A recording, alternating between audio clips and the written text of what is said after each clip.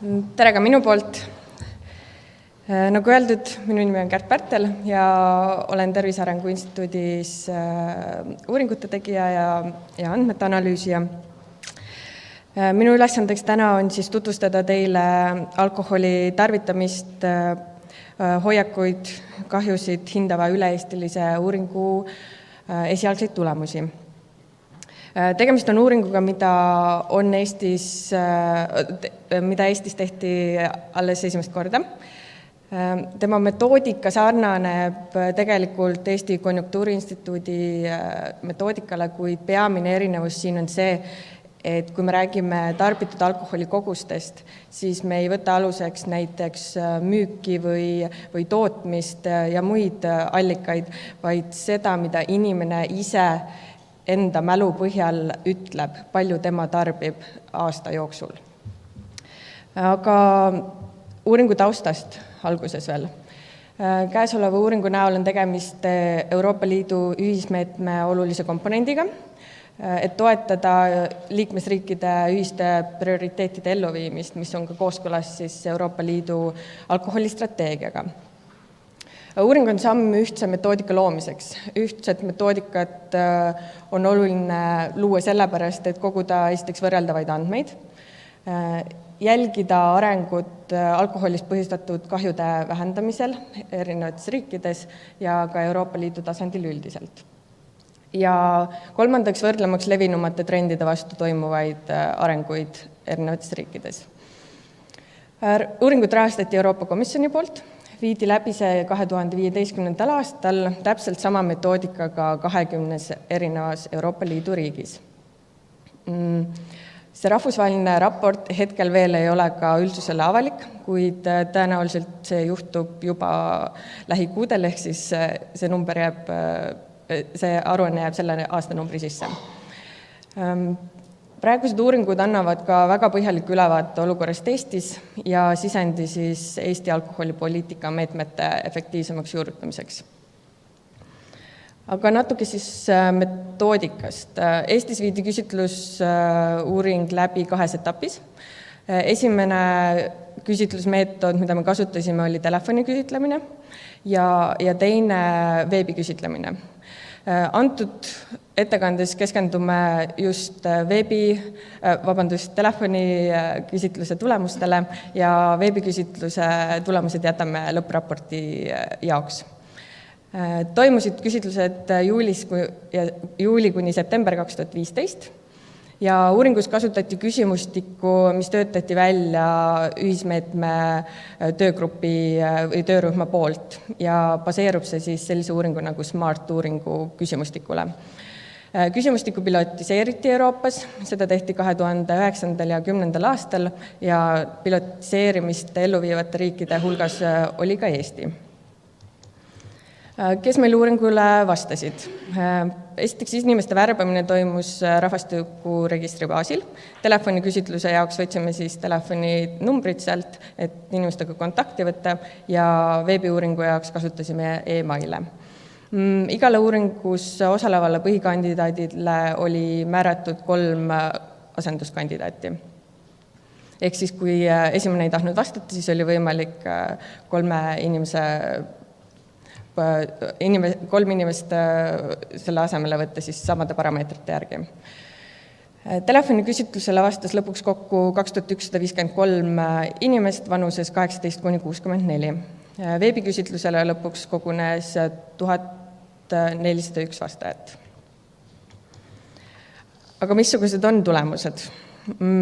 Tulemuste tutvustamist alustan sarnaselt Konjunktuuriinstituudi metoodikale sarnaste numbritega. Ehk siis vaatame, kui palju inimesed alkoholi tarbivad ja liitrid on siis absoluutalkoholi kohta. Alkoholi koguste ja sageduste tarvitamise kindlaks tegemiseks kasutati antud uuringus akronüümiga BSQF metoodikat, mis tähendab siis Beverage Specific Quantity Frequency. Ehk siis vastajate käest küsiti, kui sageli, kui palju ja mis kangusega eri liiki alkoholseid jooke nad kindla aja vältel tarvitanud olid. Antud hetkel siis kindel aja välde oli 12 viimast kuud. Hinnati tarbimist siis erinevate alkohoolsete liikide põhjal, milleks olid õlu, vein, kanged alkoholid ja lahjad alkoholid. Siin on, nagu näete, väga palju sarnast just Konjunktuuriinstituudi andmetega.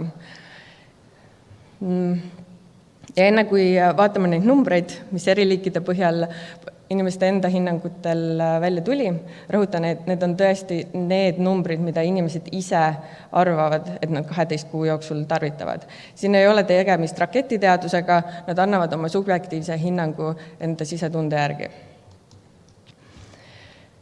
Niisiis, selgub, et keskmiselt tarvitati ühe õllejooja kohta näiteks 3,7 liitrit absoluutalkoholi, mis on madalam, kui on Konjunktuuriinstituudi oma. Ja see on ka oodatav. Ja see ei ole ainult Eestis nii, vaid sarnaste uuringute puhul on see ka erinevates riikides niimoodi. Järgmiseks kange alkohol. Seda siis tarvitati keskmiselt 2,1 liitrit ja siis järgnevad 0,7 liitriga siidrid ja lahjad segujoogid ehk lahjad alkoholid ja vein. Kui panna kokku kõik need eri liigid ja lisada veel juurde nende inimeste hinnangud, kes harrastavad nii-öelda binge drinkingut, siis saime, et selline üldine number, palju siis vastajad tarvitasid ühe siis alkoholijooja kohta aastas puhast alkoholi, see oli siis 4,6 liitrit. Ja meeste ja naiste selline lõhe siinkohal, nagu näha, on väga suur. Ehk siis mehed tarvitavad alkoholi palju rohkem. Mida me veel tegime nende numbrite põhjal, mida inimesed siis meile enda alkoholi tarvitamise kohta avaldasid? Me jagasime vastajad nende põhjal riskigruppidesse. Riskigrupid moodustamisel lähtusime siis veebilehel alkoinfo.ee välja toodud riskipiiridest ja gruppidest. Gruppidelt siis madala riskiga alkoholitarvitajad, teiseks tervist ohustaval tasemel alkoholitarvitajad, kolmandaks tervist kahjustaval tasemel alkoholitarvitajad ehk lühidalt võiks öelda, et need on alkoholi kuritarvitajad. Ja lõpuks väga kõrge riskiga alkoholitarvitajad ehk võime öelda, et nad on sõltlased. Mis meil siis välja tuli? Nagu jooniselt ka kohe esimesena silma paistab, 3/4 inimestest kuulub sellesse madala riskiga tarvitajate hulka. Aga kui me vaatame seda parempoolset osa siin, siis üldjaotuse põhjal 16% vastajatest kuulub siis tervist ohustava kõrge riski või väga kõrge riskiga tarbijate hulka. Tõime välja ka siin erinevad lõiked. Soolise lõike puhul näeme meeste ja naiste väga suurt lõhet jälle.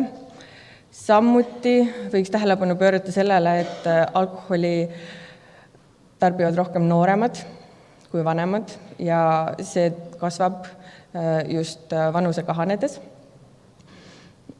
Samuti kuni põhiharidusega inimesed.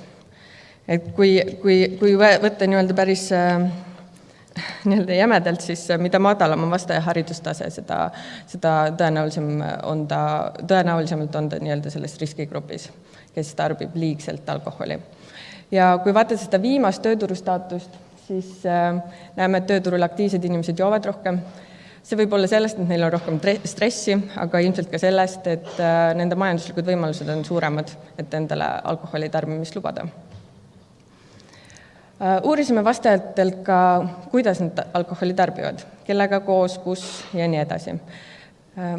Kõige rohkem tarbivad vastajad alkoholi koos sõprade, kolleegide ja tuttavatega, seejärel siis oma kodus või siis kellegi teise kodus. Kõige vähem on levinud alkoholsete jookide tarvitamine vabas õhus. Nagu ka siin sulgudes näha, me ei mõtle siin vabaõhuüritusi, see on teine lugu. Me peame siin silmas parke, tänavaid ja muud sellist keskkonda, mis meid ennast igapäevaselt ümbritseb. Ja alkoholsete jookide tarvitamine üksi. Ma ütleks, et see on pigem positiivne protsent, et 71% ei ole seda viimase 12 kuu jooksul mitte kordagi teinud. Miks alkoholi juuakse? Jagasime siis vastajad tarvitajateks ja mittetarvitajateks. Need, kes alkoholi tarvitavad, nad tarvitavad seda sellepärast, et see on lõbus. See puudab peod ja üritused paremaks ja neile lihtsalt võib-olla meeldib see tunne, mis pärast alkoholi tarvitamist tekib. Samuti neile meeldib, nad arvavad, et see on hea toitumise osa, aga tegelikult nad võib-olla isegi ei arva seda, et see on tervislik tegevus. See on lihtsalt võib-olla omane selline hedonistlikule elustiilile püüdlemise osa. Ma tooks välja siin 2 motiivi. Esiteks, et alkoholi tarvitatakse sellepärast, et sobituda kuskile meelepärasesse gruppi. Ja see, et see aitab üle saada masendustundest. Et need võivad olla sellised natuke tõsisemad lükked selleks, miks inimesel kujuneb liigtarvitamine. Nagu ka Marju Josing rääkis ja antropoloogidele viitas, siis see võib olla mingitest kultuurilistest erinevustest ja nii edasi, kui suur see mõju alkoholi puhul võib olla. Aga miks alkoholi ei tarvitata? Esiteks, et see on tervisele halb, ei ole huvi alkoholi vastu. Samas 79% hoiab alkoholist eemale sellepärast, et nad on näinud neid halbu näiteid, mida alkohol inimesega teha võib. Siia võrdluseks võtaks altpoolt 15% inimestest ütleb, et isiklik alkoholi tarvitamine on eelnevalt nende elu kahjustanud. Samuti leitakse, et alkoholi tarvitamine on raha raiskamine ja nii-öelda rikaste lõbu, sest see on liiga kulukas Eestis. Sellega saame siis nõustuda või mitte võrreldes teiste Euroopa riikidega. Millised on kahjud? Mida on siis inimesed isiklikult enda alkoholi tarvitamisega endale põhjustanud?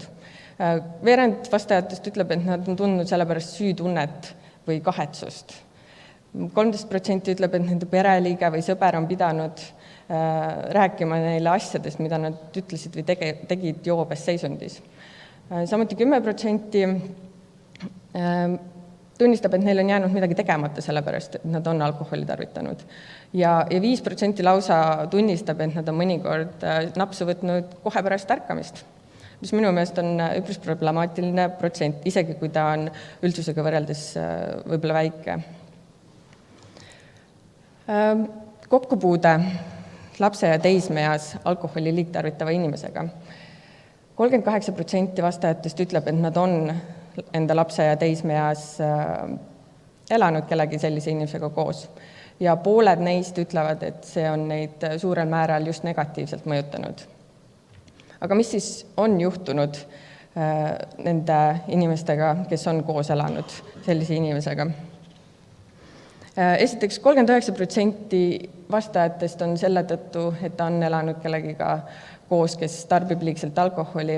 Ta on sattunud just karjumise või verbaalse väärkohtlemise alla. 33% ütleb, et nad on olnud tunnistajaks tõsisele füüsilisele vägivallale.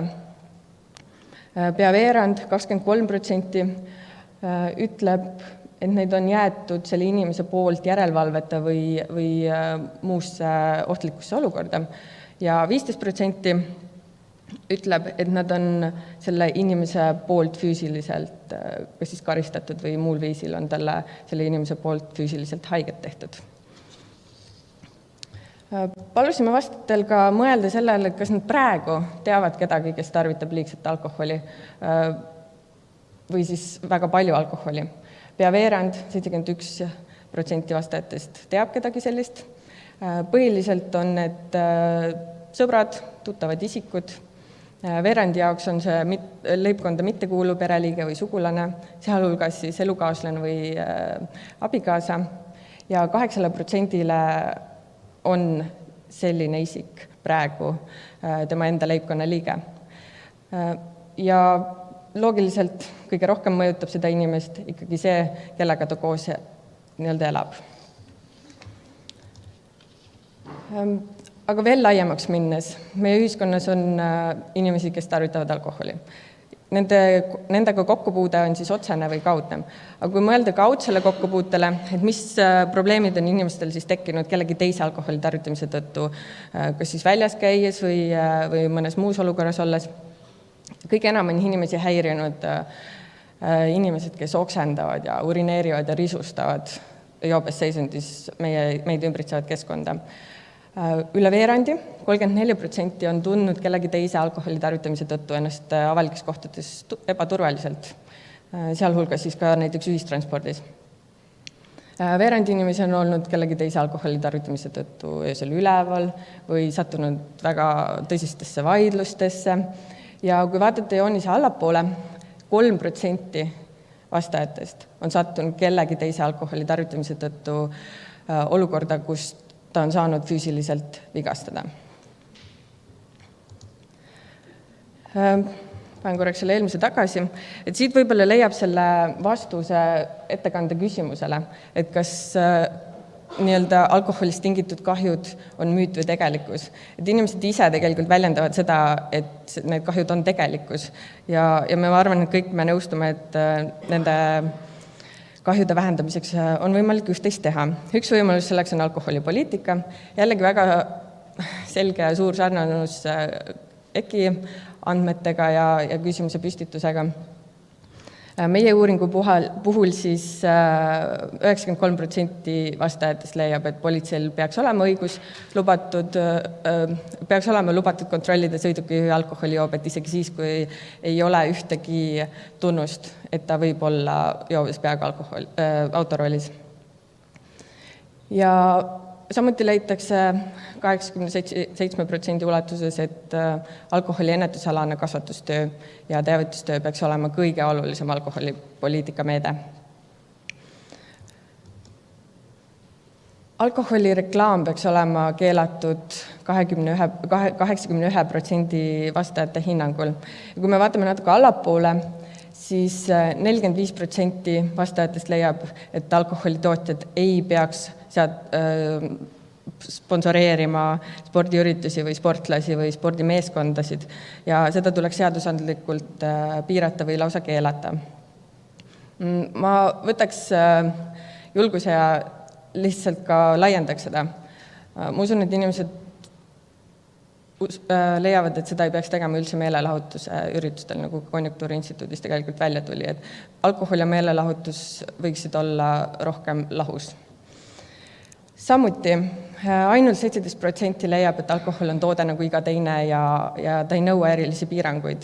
Ehk siis kokkuvõttes võiks järeldada, et inimesed toetavad ja soovivad alkoholipoliitikat, mis on piirav, mitte võib-olla nii liberaalne, nagu meil praegu on. Ja tunnevad ka, et me tõesti nagu vajame seda, nagu Konjunktuuriinstituudi andmetest välja tuli. Kokkuvõtteks, vastajad hindavad enda viimase aasta alkoholi tarvitamist üle 2 korra väiksemaks, kui EKI andmed seda näitavad. Mehed tarbivad naistest rohkem alkoholi, õlu ja kangemad alkoholiliikidena on rohkem meeste joogid, vein ja siider naiste joogid. Veerand vastajatest on viimase 12 kuu jooksul tarvitanud alkoholi tervist kahjustaval, kõrgel või väga kõrgel riskitasemel. Kahjudest lausa üle veerandi vastajatest on lapse ja teismees elanud koos inimesega, kes on üsna sage alkoholi tarvitaja või tarvitas väga palju alkoholi. Need vastajad on tolle inimese alkoholi tarvitamise tõttu saanud kõige enam verbaalse väärkohtlemise ja karjumise osaliseks ja olnud tunnistajaks tõsisele füüsilisele vägivallale. Üle veerandi inimestest on tundnud ennast ebaturvaliselt avalikes kohtades, just kellegi teise alkoholi tarvitamise tõttu. Ja tervelt 3% vastajatest on saanud siis ühel või teisel viisil vigastada selle tõttu, et keegi teine tema kõrval on alkoholi tarvitanud ja sellega midagi mõtlematut teinud. Ja kordaks seda järeldust, mis 2 slaidi varem oli, et Eesti vastajad, Eesti elanikud soovivad pigem sellist piirangute rohket alkoholipoliitikat ja nad usuvad, et see oleks vajalik, kui võtta juurde ka Konjunktuuriinstituudist tulenevad hinnangud. Tänan kuulamast ja kainet mõistust.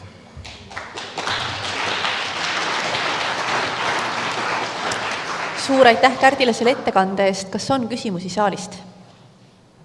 Ja seal üks käsi tõusis meil. palun.